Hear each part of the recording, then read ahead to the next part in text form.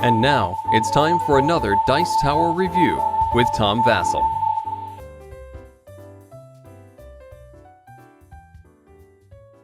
Dungeon Lords was one of the most anticipated games, I think, of 2009. Certainly a lot of people were excited about it, from the CGE, the Czech Games edition, especially considering the former games by the same designer, Through the Ages, Space Alert, Galaxy Trucker, and all three of those previous games, my top 100 great games. And this game has the theme of where you are controlling the dungeon, thus the name Dungeon Lord, and adventurers are coming to annoy you, and you are preparing. This very same plot as the PC game, Dungeon Keeper, a game I thought was pretty funny and fun to play, so I was very much looking forward to this. As I opened the box, looked at the components, and the theme are fantastic. I don't have time to explain to you how the whole game works, but I'll give you a quick overview here. We'll start by looking in the box, and you can see that the game comes with a whole bunch of neat pieces. I really enjoy these little minions. They're little tokens, and you'll be using these to send out on your nefarious missions. And then there's green tokens for food. We got these red tokens. They're for wounds, for blood tokens. Each player has, these are to use to build tunnels. Then you got cards with monsters, you got cards with adventurers, you got cards for different rooms in the castle, you got different tokens, you got your gold pieces, you got your minions here, and then you got your player boards. Let's take a closer look at them. This is the center game board, and basically this shows what Dungeon Lords is at the heart of it. It's a worker placement game, where you will be taking your minions and sending them out to do various deeds. There is a certain way they go out based on cards that you can play, but you're sending them out to gather food. You're sending them out to increase or decrease your evil meter over here. You'll have a token on the side here, and the more evil you get, the better chance a paladin is going to come hunt you down. Or, the nicer you get, obviously the weakest adventurers are going to come towards you, because the really good adventurers head towards the person who's most evil.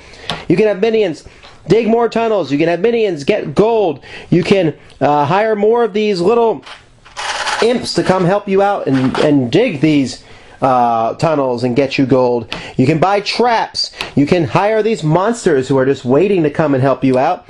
And you can build more rooms in your dungeon. And all this is done in a certain amount of way, where you're going to, again, like I said, you play these cards. But the artwork on this board is really neat. I really like the detail that they have as you go around, and you see the nice village up here, but underneath you have the minions all the way down to just different workings inside the lair itself. And this is the center board of the game. These are our two other main boards. This one's used basically just to put the different monster card piles and the trap piles and the heroes on. This one here will show you what heroes will be adventuring in the different seasons, and depending on your level of evilness, one of these heroes will come to you. This is basically a board that keeps track of the game. But this is the main focus of the game, is each player's personal dungeon, where they keep their treasure, where they keep their food, where they send the little imps off to live when they're not working in the dungeon itself. Over here is the card system, in which players each turn are going to pick 3 cards, which determines where they send their minions. And then after the turn's over, 2 cards move up here, which means you can't use those cards next turn. So many times you won't be able to take the same action on more than one turn in a row. And also there's a place to keep your monsters up here, to keep your trap cards, and eventually you'll have 3 heroes. At the end of each year, the game takes place over 2 years, and over the course of those years, you are building up your dungeons, you are collecting gold, you are collecting food, you are recruiting monsters, adding them to your dungeon, and traps to your dungeon. Eventually this hero party will come through. And the way the hero party comes through is basically a puzzle, in the sense that each turn the heroes come through. You can throw a monster at them, when they come into each area of your tunnel. So let's say they come in here. You can throw a monster at them. You can lay a trap on them. Different things happen, like each turn this guy will heal his party for 2 hit points. This guy will cancel out 2 of your trap points. They'll take fatigue. The guy in the front takes damage. This guy here's a wizard. He can cast different spells upon you. Then what monsters you send against the hero depends. For example, this vampire can do 3 damage to any opponent, or he can do 2 damage, and you can use them again later on in the dungeon. She can do 4 damage to the front person, or 1 damage to 2 different other people in the party. he does 1 damage to everybody and cancels them from conquering a room.